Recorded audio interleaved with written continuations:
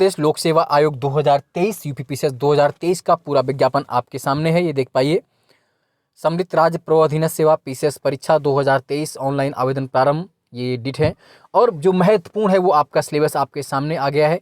हालांकि सीटें पर बहुत ज़्यादा चर्चा हुई कि सीटें बहुत कम है और कब तक बढ़ेंगी, क्या होगा, वो खैर आपकी बात की बात है। यहाँ पर देख लीजिए आप कब तक पूरी डेटें क्या हैं आपकी। अंतिम तिथि क्या है, 3 अप्रैल है शुल्क जमा करने की। ऑनलाइन आवेदन स्वीकार करने अंतिम दिन 6/4/2023। एक बात कंफर्म कर लीजिए कि जो भी डॉक्यूमेंट्स लगाएं, जो भी आपके पास हो वही लगाएं, गलत चीज़ें मत दें जानकारी में, क्योंकि लास्ट ईयर देखिए भी मेन से कुछ लोगों को बाहर किया गया था। इसलिए आपकी जो योग्यता है, जो क्वालिफिकेशन है, उसी हिसाब से आप फॉर्म भरें। जो डिग्री आप रखते हो उसकी बिल्कुल सही जानकारी दें। आप किसी जॉब में हैं तो उसकी जानकारी दें। और उससे महत्वपूर्ण ये कि आप सब लोग पहले अपना OTR वन टाइम रजिस्ट्रेशन, एकल पंजीकरण जो है ना, OTR भर लें, उसके बाद ही इस फॉर्म को भरें। OTR लिखा है, अभ्यर्थियों से आपस में कहते हैं पहले एकल आवासीय पंजीकरण की प्रक्रिया पूर्ण करके OTR नंबर अवश्य प्राप्त कर लें, क्योंकि मुख्य परीक्षा के लिए सफल अभ्यर्थियों को अपने मुख्य परीक्षा का आवेदन करने में OTR नंबर की आवश्यकता होगी। OTR नंबर के अभाव में अभ्यर्थी मुख्य परीक्षा का आवेदन पत्र एवं परीक्षा शुल्क जमा न करने के कारण परीक्षा से वंचित रह जाएगा। OTR नंबर अगर नहीं होगा तो आप मुख्य परीक्षा से वंचित रह जाएंगे, ध्यान रखिएगा। उक्त प्रक्रिया 1 अप्रैल 2023 के बाद आयोग द्वारा जारी सभी विज्ञापनों के लिए अनिवार्य होगी, यानी कि OTR आपको कंपलसरी कर लेना और पहले ही कर लीजिए, ज़्यादा बेहतर रहेगा। पूरा ये आपने देख लिया है ना, क्या क्या कितनी पोस्टें हैं, क्या है, किसके लिए क्या मांगा वो देख लीजिए, कितने है ना। आपका 125 रुपये का चार्ज लगेगा। बाकी SC ST के लिए 65 है, दिव्यांगजन के लिए 25 है, एक्स सर्विसमैन के लिए 65 है, और है ना जो जैसे उनके हिसाब से उस हिसाब से दिया हुआ है। यहाँ पर पूरा आपको कितनी क्या क्या है वो देखिए। रिक्तियों की संख्या देखिए यहाँ पर साफ लिखा हुआ है कितनी है, अभी 173 हैं, आगे पीछे घटेंगे बढ़ेंगे। और इसमें जो 4600 वाली पोस्ट है, लेकिन 5400 तो केवल NT जो नायब तहसीलदार है उसका ग्रेड पे कितना है, 4200, बाकी सभी हैं। हालांकि अभी जो 173 सीटें निश्चित रूप से बढ़ेंगी। और आप इस 173 में जिन लोगों ने पूछा था कि सर SDM की कितनी सीटें हैं, तो अभी तक लगभग 43 से 45 के बीच में SDM की सीट होने की सूचना है। 43 आप मान के चलें, है ना। कुछ बच्चों ने कहा था सर कि डाइट प्रवक्ता की सीटें हैं कि नहीं, डाइट प्रवक्ता की भी सीटें इस बार से हैं। DSP की सीटें हैं लेकिन बहुत कम सीटें हैं, निश्चित रूप से बहुत कम सीटें डाइट प्रवक्ता की हैं। GIC प्रिंसिपल की भी 1-2 सीटें। देखिए पद पूरा पहले सुन लीजिए क्या क्या पद हैं, उसके बाद हम लोग बात करें कौन कौन से पद इसमें दिए गए इस बार। डिप्टी कलेक्टर, पुलिस उपाधीक्षक, खंड विकास अधिकारी, सहायक संभागीय परिवहन अधिकारी, असिस्टेंट कमिश्नर वाणिज्य कर, जिला कमांडेंट होमगार्ड, जो आ सकते हैं, हालांकि सब नहीं होंगे इसमें। कोषाधिकारी या लेखाधिकारी कोषागार, गन्ना निरीक्षक, सहायक चीनी आयुक्त, जिला गन्ना अधिकारी, है ना, अधीक्षक कारागार, प्रबंधक ऋण होंगे, सहायक नगर आयुक्त है, जिला बेसिक शिक्षा अधिकारी, सह जिला विद्या निरीक्षक, अन्य समकक्षी प्रशासनिक पद, सहायक निरीक्षक उद्योग विपणन, सहायक श्रमायुक्त, वरिष्ठ प्रवक्ता, जिला शिक्षा एवं प्रशिक्षण संस्थान, वरिष्ठ प्रवक्ता जिसे डायट प्रवक्ता कहते हैं, सहायक आयुक्त उद्योग सांख्यिकी अधिकारी, कार्य अधिकारी, उप सचिव, नायब तहसीलदार, जिला पिछलाकरण अधिकारी, अपर जिला विकास अधिकारी, मालकर, है ना, जिला प्रोविशन अधिकारी, जिला प्रशासनिक अधिकारी, जिला लेखा परीक्षा अधिकारी, वित्त लेखा अधिकारी, है ना, ये सब, उपकारापाल, डिप्टी जेलर, जिला कार्यक्रम अधिकारी, ऐसे करके जितने भी ये पोस्ट हैं यहाँ पर आपका है। इसमें पूरा इन्होंने दिया हुआ है कि कौन कौन सी उप सचिव की हैं, आवास एवं शहरी नियोजन की है। एक एक पोस्ट आप देख सकते हैं, मतलब कौन कितनी पोस्टें आएंगी, भले 1-2 आपको यहाँ पर देखने को मिल जाएगा किस किस चीज़ की पोस्टें हैं, किसकी नहीं है।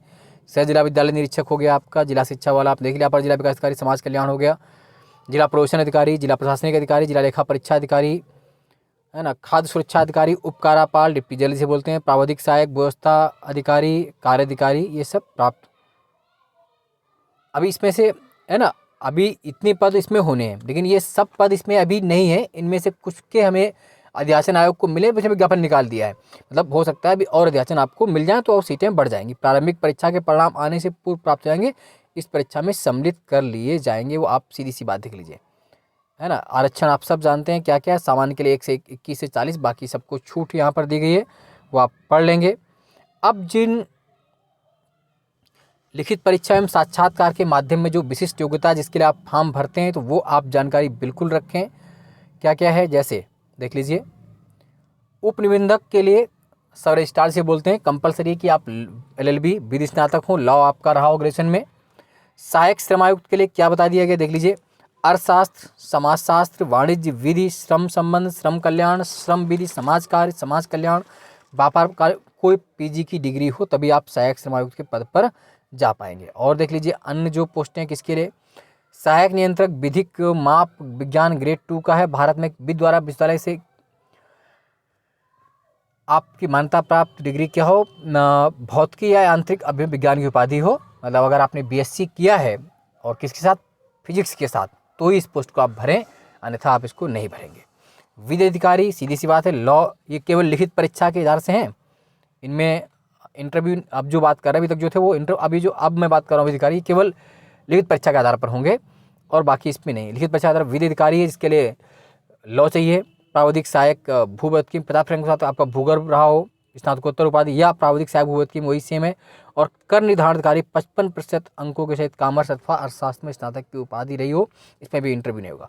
शारीरिक मापदंड, डिप्टी एसपी डीवाईएसपी के लिए ऊंचाई जो चाहिए 165 सेंटीमीटर हाइट जनरल के लिए, और सीना बिना फुलाए 84 फुलाने पर 89 हो। एससी के लिए जो 165 है वो जनरल ओबीसी है ना, सबके लिए है, लेकिन जो एससी के लिए अलग से 60 दिया हुआ है, 160 होना चाहिए। गर्ल्स के लिए एक 52 हाइट है, 152 है, और एसटी के लिए 147 है ना, ठीक है।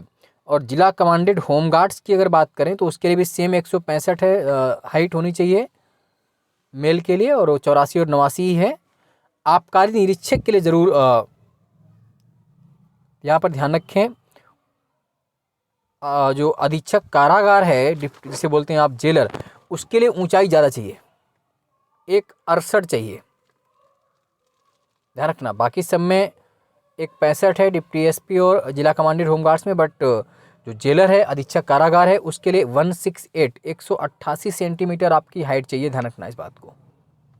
और सीने का घेरा 81 पॉइंट, वो तो ठीक है, कोई दिक्कत नहीं है।